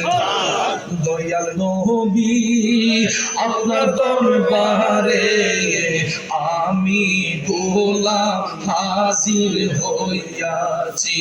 দয়াল নবী, আপনার দরবারে আমি গোলাম হাজির হইয়াছি। হযরত উসমান আমার রাসূলের কদম মুবারকে হাজির হয়ে সালাম দিলেন, আসসালাতু ওয়াসসালামু আলাইকা ইয়া রাসূলুল্লাহ। নবী গো, ইয়া রাসূলুল্লাহ, আমি ইহুদির কাছ থেকে 15,000 দিনারের বিনিময়ে ওই পানির কূপটা ক্রয় করে নিয়ে আসছি। নবী গো, এই তার প্রমাণ। কাগজটা যখন নবীজির কাছে প্রদান করলেন, আমার নবীজি কাগজটা খুলে দেখতেছেন, সত্যি সত্যি হযরত উসমান 15,000 দিনারের বিনিময়ে ইহুদির কাছ থেকে পানির কূপটা কিনে ফেললেন। আমার রাসূল তখন ডাক দিলেন, উসমান, তোমাকে জান্নাতের মোহর প্রদান করা হবে। সুবহানাল্লাহ। হযরত উসমান ডাক দিয়ে কয়, নবী গো, কি হবে জান্নাতের মোহর দিয়া যদি আপনি নবী আমার পাশে না থাকেন? সুবহানাল্লাহ। আমি চাই না বেহেশত, চাই না জাহান্নাম, আমার কপালে লিখে দিও দয়াল নবীর নাম। ঠিক চাই না বেহেশত, আমি চাই না জাহান্নাম, আমার কপালে লিখে দিও নূর নবীজির নাম, আমার কপালে লিখে দিও দয়াল নবীর নাম। নবী যদি আমার আপনার হইয়া যায়, নবী যদি আমাদের প্রতি সদয় হইয়া যায়, জান্নাত আর জাহান্নাম দিয়া কি হবে? নবী যদি সদয় হইয়া যায়, জান্নাত তো অবধারিত। ঠিক না বেজে? তাইলে বলুন, আমরা নবীর গোলামি চাই কি চাই না? এ সুগঞ্জের সোনারামপুরের বাবাজিরা, হযরত উসমান রাদিয়াল্লাহু তাআলা আনহু ডাক দিয়া কয়, নবী গো, আমার জান্নাতের মোহরের প্রয়োজন নাই, আপনি নবী আমার দিকে নজর কইরেন তাইলেই চলবে। কিন্তু নবী গো, আমি যদিও আমার নিজের টাকা দিয়া এই পানির কূপটা আমি ক্রয় করেছি, ইয়া রাসূলুল্লাহ, আমি চাই না এই পানির কূপের মালিকানাটা আমার জিম্মায় থাকো, আমি চাই এটা আমার সমস্ত মুসলমান ভাইদের নামে ওয়াকফ করে দিতে। সুবহানাল্লাহ। চিন্তা করেন, তখনকার সময় হযরত উসমান 15,000 দিনার দিয়ে পানির কূপটা কিনে নিজের কাছে রাখতে চান না। মানবতার ফিরিওয়ালা কারে কয়, দেখুন, হযরত উসমান বলেন, ইয়া রাসূলুল্লাহ, আমি এটা আমার মুসলমান ভাইদের নামে ওয়াকফ করে দিলাম। সুবহানাল্লাহ। যাতে করে আমার পরবর্তী উত্তরসূরি যারা আছে, কেউ যাতে কোনোদিন এটার মালিকানা দাবি করতে না পারে, এই জন্য আমি নিদাবি করে আমি এটা মুক্ত হস্তে ওয়াকফ করে দিলাম আমার মুসলমান ভাইদের নামে। এই জন্য ভাইয়ের আমার, এই পানির কূপটা উসমানের স্মৃতিচারণে এটাকে বলা হয় বীরে উসমান। কিন্তু এটা যদি উসমান রাদিয়াল্লাহু তাআলা আনহু নিজে কিনেছেন, ইনি সমস্ত মুসলমানদের নামে ওয়াকফ করে দিয়ে দিয়েছেন। এটাই হলো মানবতার ফিরিওয়ালার কাজ। কথা কোন ঠিক না বেঠিক? যেটার মধ্যে আর কোনো তাবিদুবা থাকে না। ভাইয়ের আমার, বন্ধুরা আমার, তাহলে চিন্তা করে দেখেন, আমাদের সমাজে, আমাদের মহল্লায় অনেক বড় বড় টাকাওয়ালা লোক আছে, সম্পদশালী লোক আছে, কিন্তু সাধারণ একটা গরিব গিয়ে যদি কিছু চায়, তারাই দেয়, যাও পাশে দোকানে যাও। আসে না? আমাদের ঘরের দরজায় ভিক্ষুক আসলে আমরা ভিক্ষুকদের পর্যন্ত ভিক্ষা দিতে চাই না। দেখবেন অনেকে ভিক্ষুককে তারাই দেয়, নাহলে যাও আল্লাহর রাস্তায় মাফ করো। কিন্তু আমার রাসূল বলছেন, সামান্য ভিক্ষুককে ভিক্ষা দিলেও আল্লাহ তাআলা অনেক বিপদ মুক্ত করে, অনেক বড় ধরনের বিপদ থেকে আল্লাহ আসান করতে পারে। এই জন্য কারো দরজায় যদি ভিক্ষুক আসে, ভিক্ষুককে তারাই দিবেন না, পারলে একটা 5টা টাকা হলো তার হাতে দিয়ে দিবেন, এক মুষ্টি চাল হলো দিয়ে দিবেন। এটার একটা উদাহরণ আমি একটা মাহফিলে বলেছিলাম, বাদশাহ সুলাইমান নবীর জামানার কথা। তো বাদশাহ সুলাইমান নবীকে যখন আল্লাহ বাদশাহী দান করছেন, তখন সুলাইমান নবীর একটা মুজিজা ছিল, উনি পাখির বাসা বুঝতেন। আকাশে উড়ে বেড়ায় পাখি, এই পাখির সঙ্গে তিনি কথা বলতে পারতেন, পাখির ভাষা বুঝতেন। এই মুজিজা আল্লাহ পাক সুলাইমান নবীকে দান করছিল। সুবহানাল্লাহ বলেন। সুবহানাল্লাহ। কষ্ট হইতেছে না? তো সুলাইমান নবীর জামানায় এক ভদ্রলোকের বাড়ির পাশে গাছে একটা পাখি এসে বাসা বাঁধছে। তো পাখিয়া যখন বাসা বাঁধছে, ডিম দিছে পাখি বাসার মধ্যে বাচ্চা দেওয়ার জন্য। তখন গাছের মালিকানা দাবি করে দেখা যায় বাড়িওয়ালা গাছ পাইয়া উঠিয়া পাখির বাসা থেকে ডিম লাইনা খাইয়া শেষ করে দেয়। পাখি যখন উইরে আসে বাসায়, আইসা দেখে তার বাসায় ডিম নাই। পাখি ডানা মেলে উড়ে উড়ে সুলাইমান নবীর কাছে গেল। ও বাদশা সুলাইমান, আপনি না এলাকার বাদশা, আমি একটা নালিশ নিয়ে আপনার কাছে আসছি। সুলাইমান নবী ডাক দিয়া কয়, পাখি কি বেটা নিয়ে তুমি আসলা? তখন পাখি কয়, আমি বাড়িওয়ালার গাছের মধ্যে বাসা বাঁধা ডিম দিলাম বাচ্চা দেওয়ার জন্য। গাছের মালিকানা দাবি করে বাড়িওয়ালা প্রতিদিন আমার বাসা থেকে ডিমগুলা নিয়ে খেয়ে ফেলে। আপনি এটার বিচার করে দিবেন। সুলাইমান নবী পাখির মনের কষ্টের কথা শুনে তিনি বললেন, ঠিক আছে, আমি এটার একটা ব্যবস্থা করব। তুমি যাও, আমি বাড়িওয়ালাকে নিষেধ করব আর যাতে কোনোদিন তোমার বাসা থেকে ডিম না খায়। পাখি সান্ত্বনা পাইয়া চলে গেল। কিছুক্ষণ পরে ওই বাড়িওয়ালাকে সুলাইমান নবী ডাক দিলেন। বাড়িওয়ালা আসলো। সুলাইমান নবী তখন বাড়িওয়ালাকে বলতেছেন, পাখি তোমার গাছের মধ্যে বাসা বাঁধা ডিম দিল বাচ্চা দেওয়ার জন্য, তুমি মালিকানা দাবি করে বাসা থেকে ডিম গুলা এনে খেয়ে ফেলো, এটা তো কোনো ভালো মানুষের কাজ না। সুলাইমান নবী বাড়িওয়ালাকে বললেন, আমি তোমাকে নিষেধ করলাম, আজকের পরে কোনদিন তার বাসা থেকে আর ডিম আইনা খাইবা না। তখন বাড়িওয়ালা কাছে, হুজুর আপনি যদি না করছেন আমি আর ডিম খাইতাম না। বস সুন্দর করার সমাধান হয়ে গেল। বাড়িওয়ালা না করছে, ডিম খাবে না, পাখি চলে গেছে। নির্দ্বিধায় পাখি এখন বাসায় ডিম দিছে বাচ্চা দেওয়ার জন্য। বাড়িওয়ালা ঘর থেকে বের হয়েছে, তার নজর গেছে গাছে লাগা, কারণ এটা তো তার লোক, ঠিক কিনা কর, লোক তো সামালতে পারে না। মন কর যাক সুলাইমান নবী তার মধ্যে দেখতো না, উঠতে গিয়ে দেখে ডিম আছে, টপ টপ করে ভাইয়া উঠতে গিয়ে দেখছে আবার ডিম আছে। তখন বাড়িওয়ালা কয়, যাক আমি তো ডিম খাই অভ্যাস হয়েছে, আজকে খাইয়া লাই আর খাইতাম না। পরে বাসা থেকে ডিম আইনা খাইয়া লাইছে। পাখি উড়ে বাসায় আসলো। আইসা যখন দেখে তার বাসার ভিতরে ডিম নাই, সঙ্গে সঙ্গে পাখি আবার ওরা দিয়ে চলে আসলো সুলাইমান নবীর কাছে। আইসা কয়, বাদশা সুলাইমান, আপনি কি বিচার করলেন? বাড়িওয়ালা তো আজকেও খাইয়া লাইছে।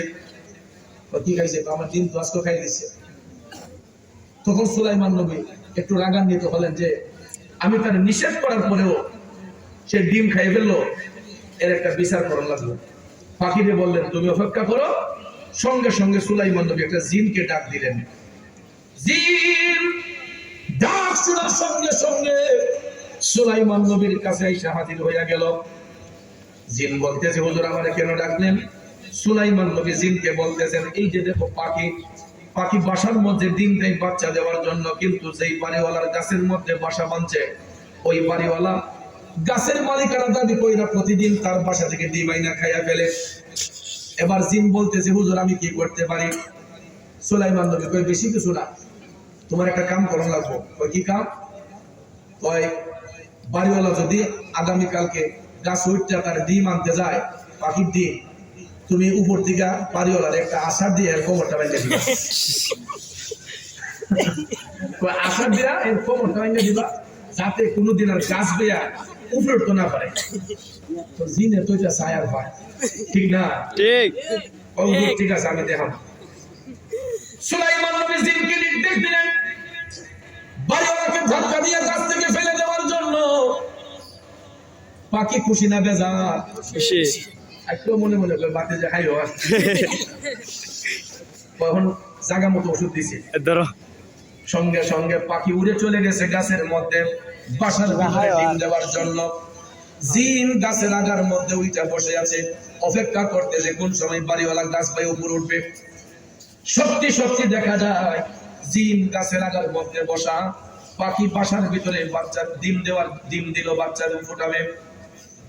হঠাৎ করে দেখা যায় বাড়িওয়ালা গাছের গোড়ায় গেল, গাছের গোড়ায় গিয়া গাছে উঠবে, এমন সময় দেখা যায় ওই বাড়িওয়ালার ঘরের সামনে একজন ভিক্ষুক আইসা ভিক্ষার জন্য হাত দিছে, আমাদের কিছু ভিক্ষা দেন।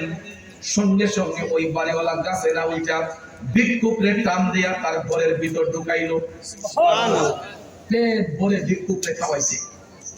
যাওয়ার সময় ভিক্ষুকের হাতে কিছু নজরানা দিছে, হাদিয়া দিছে। আপনারা বলেন ভিক্ষুক খুশি না বেজান? ভিক্ষুক পেট ভরে খাইলো, পেট ভরে খাওয়ার পরে ওই ভিক্ষুক হাতের মধ্যে কিছু হাদিয়া পাইছো। হাদিয়া নিয়ে ভিক্ষুক যখন খুশি হইয়া যাচ্ছে, এমন সময় বাড়িওয়ালা ভিক্ষুকরে বিদায় কইরা গাছের কোনায় গিয়া টপ টপ টপ টপ করে পায়া গাছের মধ্যে উইটা পাখির বাসা থেকে ডিমগুলা সুন্দর করে নিয়ে চলে আইসা খাইয়া ফেলছে। পাখি উড়ে যখন বাসায় আসলো, আইসা দেখে ডিম নাই। থাকতে তো আয় হায় ডিম, এদি জিনের তো বড়। ওই জিনকে সুলাইমান নবী আদেশ করলো, জিনের আদেশ জিনকেও ডরাইলো না, এদি জিনের তো বড়। ফাঁকি উইরা গেছে সুলাইমান নবীর কাছে, গিয়া কয় হুজুর আপনি কি বিচার করলেন? সে তো আজকেও আমার বাসা থেকে ডিম খাইয়া দিছে। সুলাইমান নবী কৌকি, আমি না জিনকে নিষেধ করলাম, আপনার জিনে কোনো কামে করছে না। সঙ্গে সঙ্গে সুলাইমান নবী জিনকে ডাক দিলেন, ডাক দেওয়ার সঙ্গে সঙ্গে জিন আইসা হাজির হইয়া গেল। সুলাইমান নবী তখন জিনকে বলতেছেন, কি রে আমি তোরে বললাম কি, তুই করলি কি? আমি না বলছিলাম বাড়িওয়ালার ধাক্কা দিয়ে ফেলে দেওয়ার জন্য। সঙ্গে সঙ্গে জিন ডেকে বলতেছে, বাদশা সুলাইমান আমি অবশ্যই আপনার আদেশ পালন করার জন্য গাছের উপরে উঠে বসছিলাম ধাক্কা দেওয়ার জন্য, কিন্তু আমি তাকাইয়া দেখলাম ওই বাড়িওয়ালা যখন গাছ ভাইয়া উপরে উঠবে, ওই মুহূর্তে আমি লক্ষ্য করলাম তার দরজার সামনে একজন ভিক্ষুক আইসা ভিক্ষার জন্য হাত দিছে। ও বাদশা সুলাইমান, ওই বাড়িওয়ালা ভিক্ষুকরে কান দিয়ে ঘরের ভিতর ঢুকাইয়া তার পেট ভরে খাওয়াইয়া তার হাতের মধ্যে হাদিয়া দিছে, নজরানা প্রদান করছে। ভিক্ষুক যখন খুশি হইয়া বের হইল, তখন ওই বাড়িওয়ালা গাছ ভাইয়া যখন উপরে উঠতেছে, আমি তাকে যখন ধাক্কা দেওয়ার প্রিপারেশন নিলাম, এমন সময় আমি দেখলাম দুইজন ফেরেশতা। হুজুর আমি দেখলাম দুইজন ফেরেশতা পূর্ব এবং পশ্চিম প্রান্ত থেকে আইসা, পূর্ব এবং পশ্চিম প্রান্ত থেকে দুইজন ফেরেশতা আইসা আমারে এমন জোরে ধাক্কা দিল, আমি জিনকে পৃথিবীর এক প্রান্ত থেকে আরেক প্রান্ত নিয়ে পালাইছে। সুবহানাল্লাহ বলতেন না? সুবহানাল্লাহ। চিন্তা করছেন? ওই বাড়িওয়ালা বলতেছে, জিন বলতেছে, হুজুর ভিক্ষুককে ভিক্ষা দেওয়ার কারণে, পেট বইরা খাওয়ানোর কারণে ওই বাড়িওয়ালা যখন গাছ বাইয়া উপরে উঠতেছে, আমি তারা ধাক্কা দিব, এমন সময় দেখি পূর্ব এবং পশ্চিম প্রান্ত থেকে দুইজন ফেরেশতা আইসা আমি জিনদের ধাক্কা দিয়া পৃথিবীর এক প্রান্ত থেকে আরেক প্রান্ত নিয়ে পালাইছে। এখন আমি সেখান থেকে আস্তে আস্তে বাড়িওয়ালা গাছ থেকে ডিম আইনা খাইয়া লাইছে। সুলাইমান নবী তখন বিষয়টা বুঝতে পারলেন। বিষয়টা বুঝতে পেরে তিনি বলতেছেন, হুজুর, জিন বলতেছে, হুজুর এই বিষয়ে আমি কি করব? তখন বাদশা সুলাইমান বিষয়টা বুঝতে পেরে জিনকে বললেন, জিন আমি বিষয়টা বুঝতে পেরেছি, ওই লোকটা বাড়িওয়ালা দানকারী, সে আল্লাহর পথে খরচ করেছে, ভিক্ষুকরে ভিক্ষা দেওয়ার কারণে আল্লাহ তার এই মুসিবত থেকে বাঁচাইছে। সুলাইমান নবী তখন জিনকে বললেন, তুমি একটা কাজ করবা, আমি তোমাকে যে আদেশ দিয়েছিলাম আমি আমার আদেশটাকে উড্র করে নিলাম, আর কোনোদিন তুমি বাড়িওয়ালার সঙ্গে এরকম বিয়াদবি করবা না, এই বলে জিনকে তিনি নিষেধ করে দিলেন। তখন বন্ধুরা আমার, বাবাজিরা আমার, জিনকে বিদায় করে দিয়া বাদশা সুলাইমান ওই ভদ্রলোককে ডাক দিলেন, বাড়িওয়ালারে ডাক দিলেন। বাড়িওয়ালা আসলো। আসার পরে সুলাইমান নবী বলতেছেন, কিও আজকে তো তুমি অনেক বড় বিপদ থেকে বাঁচলা। বাড়িওয়ালা হুজুর বিপদকে মানে, কারণ বাড়িওয়ালার কাছে একটা খবরই নাই, অতি ঘটনা যে ঘটতেছে তা তো জানোই না। বাড়িওয়ালা হুজুর বিপদ মানে, তখন বাদশা সুলাইমান বলতেছেন যে আমি যে তোমার নিষেধ করছিলাম ডিম না খাইবার লেগা, তুমি কি আমার নিষেধ মানছিলা? না হুজুর মানছিলাম। আমি তুমি মানছো না যে কই, তোমার শায়েস্তা করার লেগা আমি এক জিন দিয়ে আদেশ দিছি, তোমার গাছের উপর থেকে ডেক্কা দিয়া ফালাইয়া তোমার কোমর বাঁধা দিত, কিন্তু তুমি ভিক্ষুকরে ভিক্ষা দেওয়ার কারণে গাছে যখন উঠতে গেছো, তখন দুইজন ফেরেশতা আল্লাহ পাঠাইছে, জিনকে ধাক্কা দিয়া পৃথিবীর এক প্রান্তে পালাইছে, তোমার আল্লাহ হেফাজত করছে, তুমি ভিক্ষুকরে ভিক্ষা দেওয়ার কারণে, আল্লাহর পথে খরচ করার কারণে। এই কথা শোনার পরে ওই বাড়িওয়ালা চোখের পানিগুলা টপ টপ করে পড়তেছে। হুজুর কোন কি? সামান্য ভিক্ষুকরে ভিক্ষা দেওয়ার কারণে আল্লাহ তাআলা ওখানে এত বড় বিপদ থেকে বাঁচাইছে। সুলাইমান নবীকে তখন ওই বাড়িওয়ালা টপ টপ করে চোখের পানি চাইরা কান্দে, ডাক দিয়া করে, হুজুর ভিক্ষুককে সামান্য ভিক্ষা দেওয়ার কারণে যদি আল্লাহ তাআলা এত বড় মুসিবত থেকে আমারে হেফাজত করতে পারে, আমি ওয়াদা করতেছি হুজুর আজকের পর থেকে আমার গাছ কেন অন্যের কোন গাছেও যদি পাখি বাসা বাইন্ধে ডিম দেয়, আমি কোনোদিন আজকের পর থেকে কোন বাসা থেকে পাখির ডিম আইনা খাইব না। হুজুর আপনি আমারে ক্ষমা করে দেন, আমি ওয়াদা করতেছি আর কোনোদিন এইরকম অন্যায় করব না। তখন বাদশা সুলাইমান বললেন, ঠিক আছে যাও, আল্লাহ ক্ষমা করো, আর কোনোদিন এরকম কাজ কইরো না। পাখিকে বললেন, পাখি তুমি এবার মুক্ত, যাও তুমি গিয়া ডিম দাও, বাচ্চা দাও, আর কোনোদিন তোমার বাসা থেকে কেউ ডিম খাবে না। জোরে জোরে বলুন আল্লাহু আকবার। তাইলে চিন্তা করেন, আমাদের ঘরের মধ্যে ভিক্ষুক আসে, অনেক সময় আমরা তাড়াইয়া দেই, ভিক্ষুককে ধমক মারে, কিন্তু এখান থেকে শিক্ষা হলো আমাদের দরজার সামনে যদি ভিক্ষুক যদি ভিক্ষার জন্য আসে, আমরা কখনো ভিক্ষুকরে আমরা তাড়াইয়া দেব না, ঠিক আছে? পারলে 5 টাকা হলো দিয়ে দিবেন, আর না হলে ঘরের থেকে এক মুষ্টি চাল হলো ভিক্ষুককে দিয়ে দিবেন। তো বাজার এই মাসটা হলো রজব মাস, এই রজব মাসের দানের ফজিলত দিয়ে আমি আলোচনা করলাম, দানের ফজিলত দিয়ে আলোচনা করলাম। তবে শিক্ষা হলো আমরা মুসলমানের সন্তান হিসেবে আরবি মাসগুলা, আরবি তারিখগুলা আমাদের জানা দরকার, ঠিক না? এটা রজব মাস। রজব মাস সম্পর্কে হাদিসে রাসূল বলেছেন রাজব শাহরুল্লাহ, যে রজব হচ্ছে আল্লাহ তাআলার মাস। এই জন্য ভাইয়েরা আমার, বন্ধুরা আমার, রজব আল্লাহ তাআলার মাস। এরপরে রাসূল বলেছেন শাবান ও শাহরি ও রমাদান ও উম্মতিহি, যে শাবান হলো আমি নবীর মাস, রমজান হলো আমার উম্মতের মাস। সুবহানাল্লাহ। এই যে দেখেন, এই 3টা মাস অন্তর অন্তর মাস, একটা মাসের সাথে আরেকটা মাসের সম্পর্ক, একটা মাসের সাথে আরেকটা মাসের সম্পর্ক। ভাইয়ার আমার, রজব মাসের পরেই শাবান মাস, শাবান মাসের পরেই রমজান মাস। এই 3টা মাসের 3টা রাত, বিশেষ বিশেষ রাত আছে। রজব মাসে একটা রাত আছে যেই রাতটাকে বলা হয় লাইলাতুল মিরাজ। শাবান মাসে একটা রাত আছে যেই রাতটাকে বলা হয় লাইলাতুল বারাআত। রমজান শরীফে একটা রাত আছে যেই রাতটাকে বলা হয় লাইলাতুল কদর। অথচ দেখেন এই 3টা সম্মানিত মাসের 3টা সম্মানিত রাত আমাদের মুসলমানদের কাছে আছে, যেই রাতগুলা হাজারো রাতের চেয়ে উত্তম, যেই রাতের ইবাদতগুলা আমার আল্লাহ গুরুত্ব সহকারে কবুল করে, কিন্তু মুসলমানদের সন্তানদের কাছে কোনো খবরই নাই, ঠিক কিনা? এই জন্য আমি আপনাদেরকে বিনয় করে বলবো, এই মাসগুলাতে আমরা বেশি বেশি ইবাদত করব, বেশি বেশি করে আমরা রেওয়াজত বন্দেগী করব। আল্লাহ তাআলা যেন আমি সহ আমাদের সবাইকে যেন নেক আমল করার তৌফিক দান করে। আমরা সবাই বলি আমিন, আরো জোরে বলি আমিন। তো আসুন ভাইরা আমার, আমাদের শাহিন আলম একটা নাতে মুস্তাফার বই নিয়ে আসছেন, এটা মনে 50 টাকা দিয়ে বিক্রি করেন, আপনারা পারলে কিনে নিয়ে যাবেন। আর আমরা আসুন নবীকে সালাম দেই, ইয়া নবী